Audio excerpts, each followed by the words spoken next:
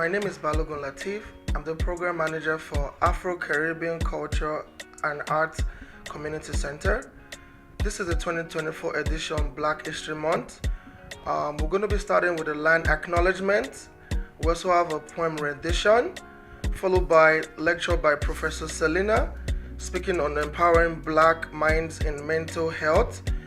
Speaking about Black minds, we have exciting artists as Ems, Beams, Shewa, and Mazi, who is going to be sharing the topic Rhythm and Resistance in how Black music inspire and transcend in the society. So sit back, relax, and thank you.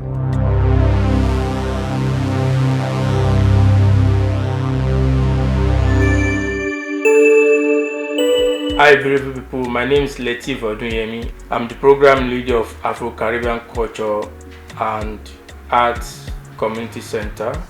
So we need to acknowledge the land we are on. The city of Toronto acknowledges that we are on the traditional territory of many nations, including the Mississauga of Credit, the Anishinaabe, the Chippewa, and the Usodonit, and the Wenda peoples. And it's now home to many diverse First Nations, Inuit, and Métis. The city of Toronto also acknowledges that Toronto is covered by 13 sign with Mississauga of the Credit and the William 30s sign with multiple Mississaugas and Chippewa bands. At TD, we believe that everyone should have a chance to thrive, a chance to succeed, a chance to change our environment for the better. Through the TD Ready commitment, we're targeting $1 billion in community giving by 2030, so we can help build a sustainable tomorrow and an inclusive future.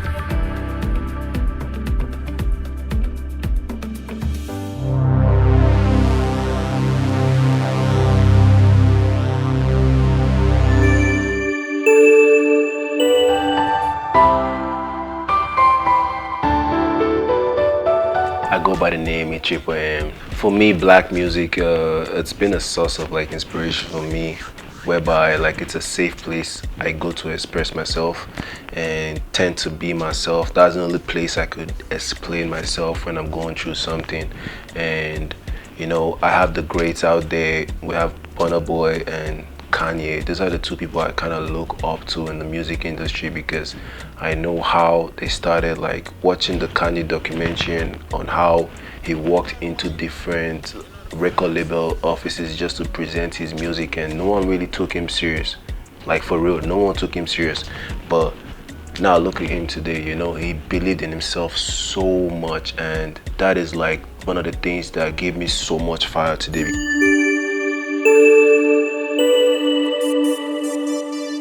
My name is Obim, but my friends call me Big Bims. I'm a musician, songwriter. The future of Black music, for sure, is gonna grow bigger than the way it is right now, and it is growing bigger. And it's gonna have a really good impact in the community of we Blacks. Is gonna really change a whole lot of perspective about what people see us as. And believe me when I tell you, Black music so far has not done bad for itself. It has been a movement that every genres of musics at the moment they are connecting to deeply.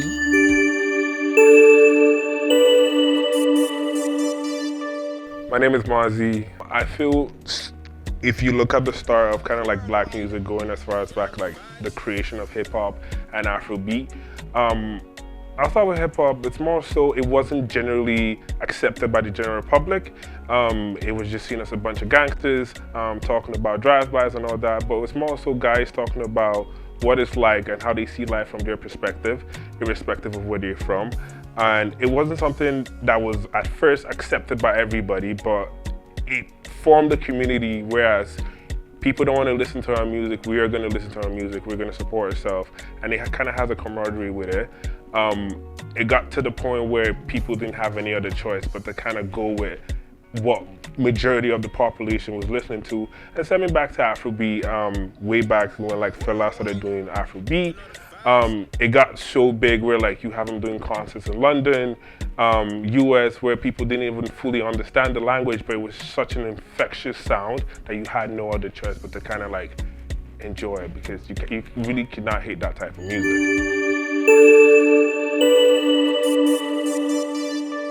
My name is Shawa. I am a singer-songwriter, multi-instrumentalist, and audio engineer. I think the role we play is by always speaking about it, by always saying it, because nobody else will do it for us if we don't start it. Nobody else would fight for you.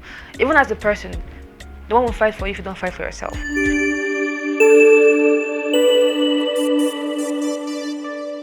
I would say, still looking at the start of hip hop and Afrobeat, it wasn't accepted.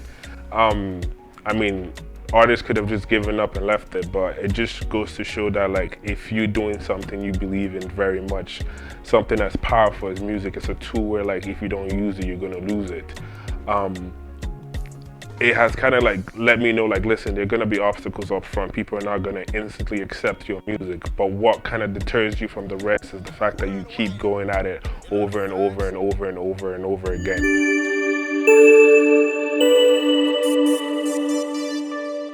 Today, I feel like we could use black music as a tool for inspiration to other people by, you know, just putting out your personal story is very important. Like the organic stories, they hit different, especially when people are going through personal things in life. Maybe I'll use a breakup. I'm a lover boy. I like writing love songs. You guys know, right?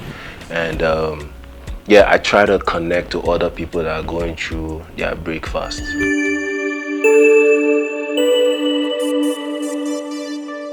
I think we all have faced hardships in different parts of our life.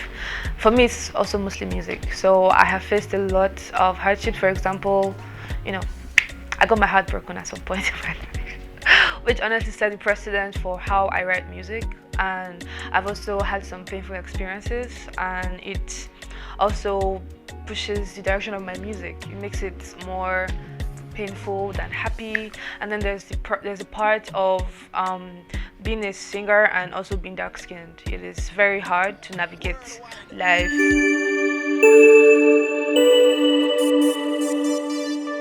Okay, talking about that, I have a song called Africa, My Motherland. And if there is one thing I preached in that song is we blacks in general coming together, having this community whereby we don't betray each other. We listen to music that help the community grow, pass a good message to the world that we're actually united. We're actually there for each other regardless.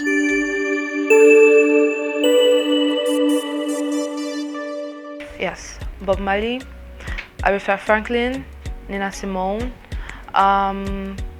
what's his name again? Louis Armstrong. There are so many different musicians that have actually spoken a lot about, you know, black history, black people generally. And the person I like to make an example of is Nina Simone. Her song Strange Fruit, speaking about how black people used to hang from trees. She actually said this in her songs, like very explicitly, how they used to hang from trees when they were hung and everything. So to be like, what is that strange fruit in the tree, because that's not a fruit.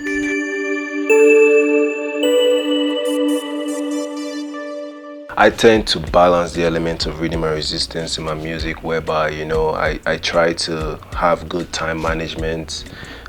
These days, mine is very busy and it's really hard to keep track of up and coming events and other activities and other stuff. And I also have a full-time job, so I try to, you know, create a schedule around it.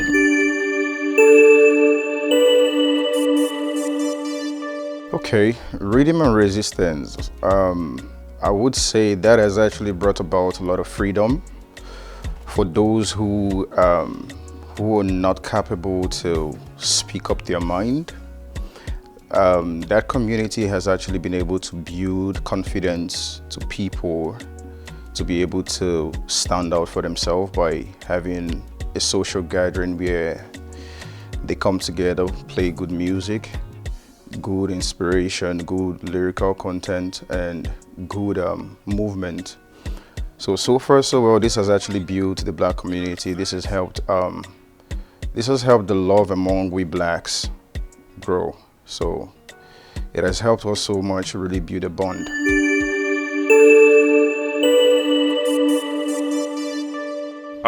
The key and number one major role I feel will be spreading the music. You all have friends that when they find out you're Nigerian, they always look at you to like put them on Afrobeat. Even when you meet like non-Nigerians, they want to be on like Nigerian Afrobeat. It just shows you how far the music has come and how infectious it is. I feel like the people, especially those who immigrate to other parts of the country, tend to kind of still hold that flag strong. And with time, we see more people immigrating out of Africa. It enables like kind of like celebrities to or Afrobeat artists to tour more and go more places, because like people have gone there and they've spread the word. If you ever meet someone who's not African, they want to be put in Afrobeat. That's just how it is. It's how amazing the sound is and how amazing the music is.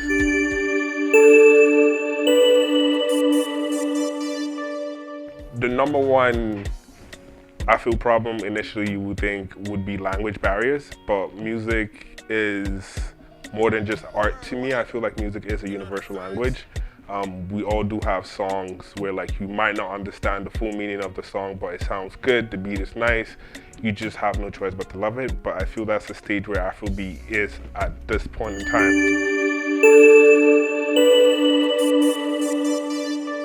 I think Black music has evolved over the years we are more present now. We are more, we saturate the market more now. Like we are very influential too with music in recent times. I think over the years we've only been seen as a matter of like just entertainment. If you look at like old movies, the only time you see Black people are when they're just playing in the band, and after that they're like shunned out of that situation. So I think now we are more present, now we are more right there.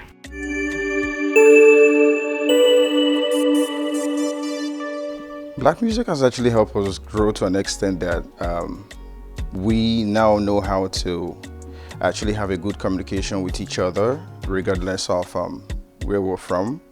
We can easily get in touch, get in connection with people outside the world, Black race like us outside the world.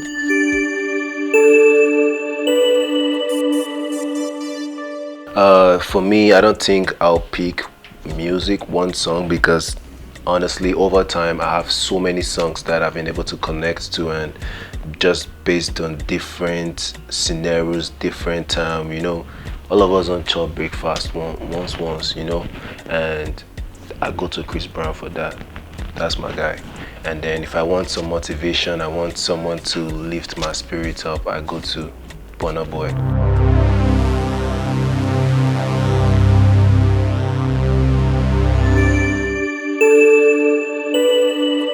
Hi, my name is Qweenfecy. I'm a fashion designer based in Toronto. I'm Nigerian. I study fashion design and techniques from George Brown College, and I start designing African print to the public, and my designs is based on storylines and indigenous designs, not just based in Nigeria but based in different countries, and I'm connected to all African countries regarding to my designs, and my models like go on the runway to showcase their true talent. My name is Carleen Crooks. I'm from Jamaica. I went to Jamaica School of Art. I did textile and designing, and I migrated to Canada in '91. And I'm a big part of the Caravana committee. I design costumes, prototypes. I also work in different community, doing different designs and creating different things for them. I'm also working with a lot of African people, where I make their fans and headpieces and different things. So I am also a part of Qweenfecy. We met 3 years ago.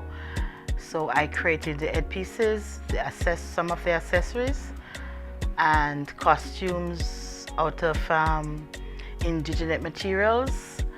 I mix African fabric with different media. Back in Jamaica, I was in an African dance group. So we do a lot of African stuff back home. So that's why I'm addicted to watching African movies.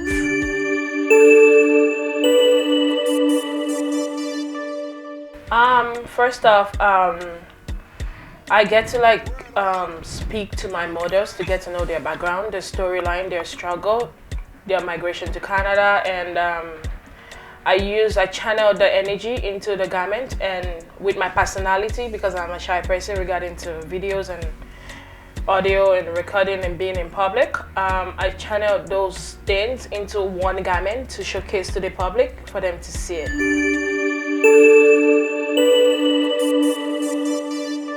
First off, fashion is about history. Like she said a few minutes ago, fashion is a recycle. It's from like recently people are wearing like baggy pants and all those things because those things have been from the history and is now back to create different different designs for people to start wearing and mixing up together.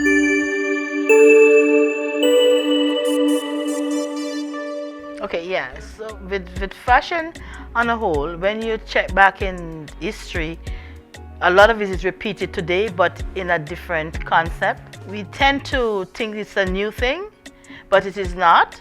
But it's just that they might have different concept, different layout of how you wear the clothes and the colors and how you express yourself. Because people use fashion now to express them feelings, themselves, and everything.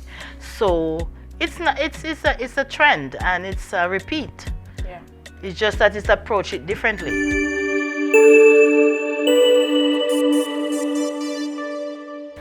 First off, before I started clothing, I enjoy watching Instagram, watching Grammy Award shows, Beyonce videos, seeing some designs in like normal fabrics, and it intrigued me to like try to put mine in African print. I'm like, if they can make this in a plain fabric, I can also make this in African print, because at the end of the day we're using cotton and some of the fabric. Even if you're using wool, it's something I can recreate, design into my own print and channel and show it to the public and be like, oh, if they can do this, I can do this too. You can wear this on the red carpet. So that's how we end up doing costumes for people to see and enjoy it. It's my personal experience going to being in textile, designing in textile. We do a lot of creating and inspiration from African history, because in Jamaica we are big on African history, right? So what we do in textile, we have to create our own design, create everything from scratch. So we do like batik, tie and dye, and we also had somebody from Africa came and teach us how to weave the kente cloth, because in textile we have to do weaving. So for me, I have grown in it, deal with it in many different ways. So I love African fabric in the sense you can create so much things with it.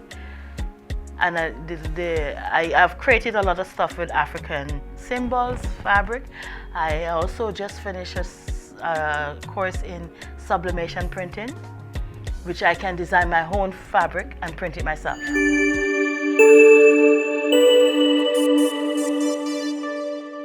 First off, that's a good question.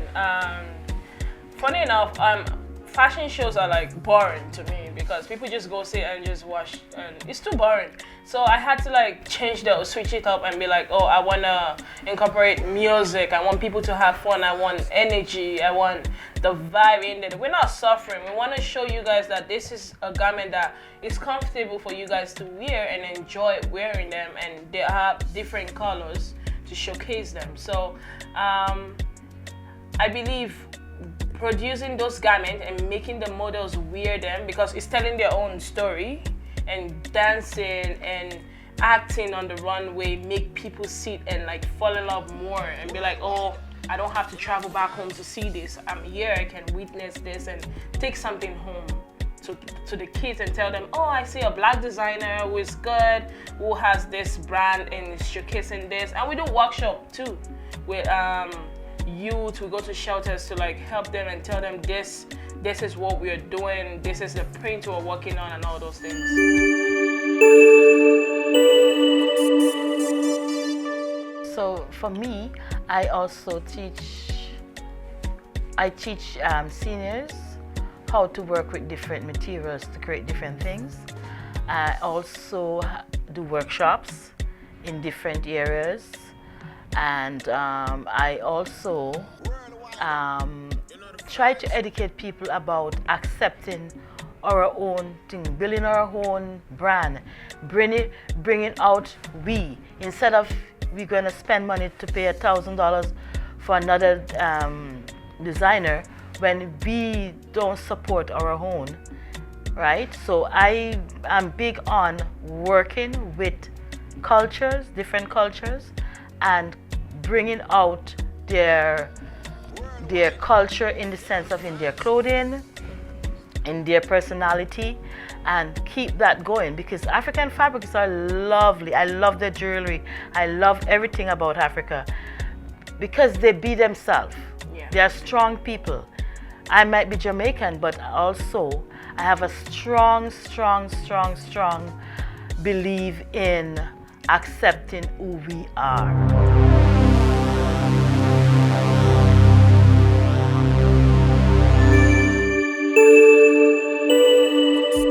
Hi everyone, my name is Esther, and I'm going to be reciting a poem by Albert Rice titled Black Madonna.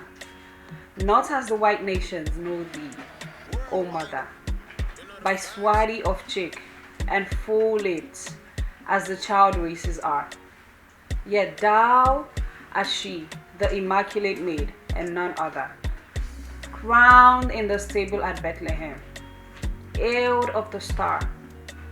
See where they come, thy people, so humbly appealing.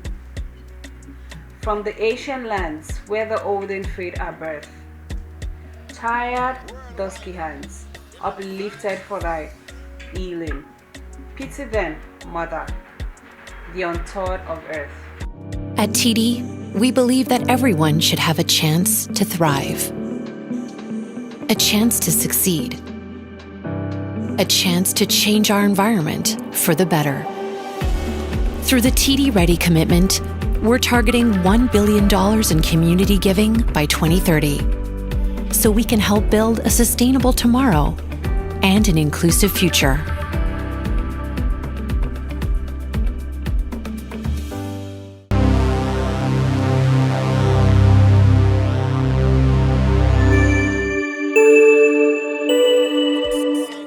Good day, everyone. My name is Dr. Selina Mdavanu. I'm an assistant professor in communication studies and media arts at McMaster University. It is an honor to be speaking about the topic Cultivating Inner Strength, Empowering Black Minds in Mental Health. I've already mentioned that I'm an instructor. I want to also add that I'm a researcher. I was trained in communication and media studies, and my research interests include digital storytelling and expressions of agency by everyday people like you and me using digital tools at our disposal. I'm interested in counter stories, and counter stories are important because mainstream stories that are told by legacy media sometimes do not prioritize our stories in the ways we want them to be prioritized. So counter storytelling is really taking stories of people who have been minoritized and placing them at the center. So my reflections on the topic are going to be based on my areas of expertise. I'm not a therapist. I have just mentioned that I'm a communications and media studies scholar.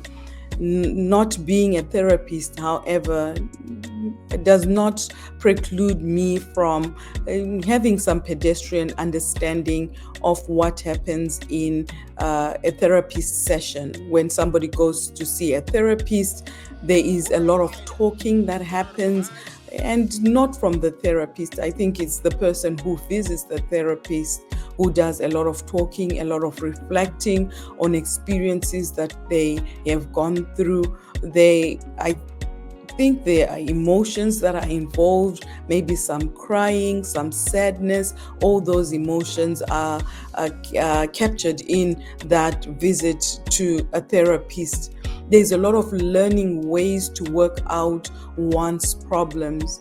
And I think that what happens in a therapist's office is similar in terms of what I do. Although I'm not a therapist, as I've mentioned, I love talking. I love centralizing the voices, the stories, the experiences of ordinary people using a methodology called digital storytelling.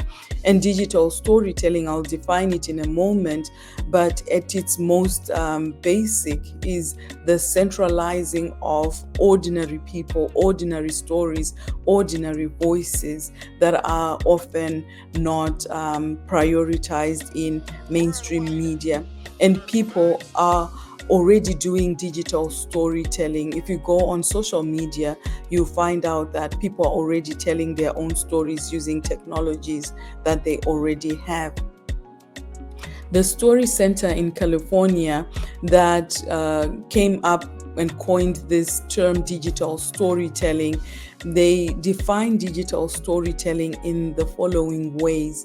They say it's a short first-person video narrative created by combining recorded voice, still and moving images, and music or other sounds. This definition, I think, is important, but I want to add to it because digital stories are not only audiovisual in nature. We have photo voice digital stories where we take photographs and write a few reflections about the image that we would have taken. There are podcasts as examples of digital stories, and blogs and other kinds of digital stories. While the term digital storytelling prioritizes technologies are important for storytelling, I think it is important to underline that the individual, the person, you and me, are central to digital storytelling. So the focus really is on our experiences, our realities, and telling stories about those. The potential audience for our digital stories can range from the self, the narrator of the digital story can be the audience member for the digital story. We can create digital stories and share them with family and with friends, or we can create digital stories and share them with the world on social media. Depending on the kind of audience we are targeting, we need to think about the potential for harm, to harm us and to harm others. So it is always important to think carefully about who we want to be the audience for our digital story. And that informs the kinds of things we're able to say and the things we are not able to say. And when we are telling stories, our stories are often connected and interlinked with the stories of others. And sometimes it means seeking permission to tell pieces of other people's stories that are connected to ours. And so if we're going to be sharing the story on social media, it is important to always ensure we are telling those stories in ethical ways. We are not necessarily providing information about friends, about family members that they would not have volunteered to share it themselves. So why do I think digital storytelling is important? It is important for reflecting on personal experiences. Sometimes we often carry a lot of our experiences in our minds and in our hearts, and sometimes processing those internally without, verbalizing them is necessary and is needed. There is a place for that. But I think sometimes we need to speak about our experiences, whether it's to family members, trusted friends, or for people that are close to us. We need to process what happened and download it, so to speak, from our hearts and in our minds, and we share it with others. Digital storytelling can be an avenue of doing this reflection. So we can create stories in which we talk about moments in our lives in which we were particularly happy, or moments were particularly sad or traumatic events that happened. So this allows us to be able to reflect on what happened. And there is no right or wrong reflection. It is our story, and we have the agency to tell it in the way we see fit. Another reason I think digital stories are important is that they provide the necessary distraction from challenges that we might be going through. So imagine you're going through a difficult season, and digital story can be that artistic avenue that allows you to be distracted, albeit momentarily, from the challenges that we are facing. So if we are thinking about recording a podcast, for example, our mind gets taken to finding a space where there is no exterior noise. Our minds is consumed about editing and so on and so forth. And so the process of creating the digital story gives that distraction sometimes that we need, and the relief that we need from thinking all the time about the challenges that we are going through. Sometimes digital stories assist others. In projects that I do with Black students at McMaster University, it's often senior students share stories that are useful and informative to undergraduate students who are just starting out. There's a project that I did that was funded by Petrol Canada and McMaster University. It was called Dear Younger Self. So fourth year students were reflecting and telling and giving advice to their younger self. In real life, it was helping them to process what they had gone through, but it was simultaneously giving advice and to incoming students, Black students, of some of the things they will go through, and to reassure them that what they will go through is not something that cannot be overcome. They will overcome. They will survive. In fact, they will thrive. So sometimes when we tell digital stories, it reassures others. It assists others that, surviving and thriving is actually possible. Lastly, when we tell digital stories, sometimes if people who are not raised as Black see the digital stories, they might get a glimpse of what it means to live in a body that is racialized as Black. It helps them develop empathy for other people. So depending on the kind of story we are telling, we need to realize that our stories end up sometimes assisting other people to develop empathy. And this goes back to, telling stories and the potential for harm. We have to constantly be thinking about, not reinventing stereotypes. If our audience is going to be, beyond people who look like us, we have to be thinking about how are we representing ourselves? How are we not reinforcing problematic stereotypes? So what do we need to create digital stories? Firstly, we need a story. Everyone has a story to tell. Some stories might be sad, some might be happy, some might be traumatic. Everyone has a story. The important piece is it is your story. It is my story. And I am the one who went through those particular experiences.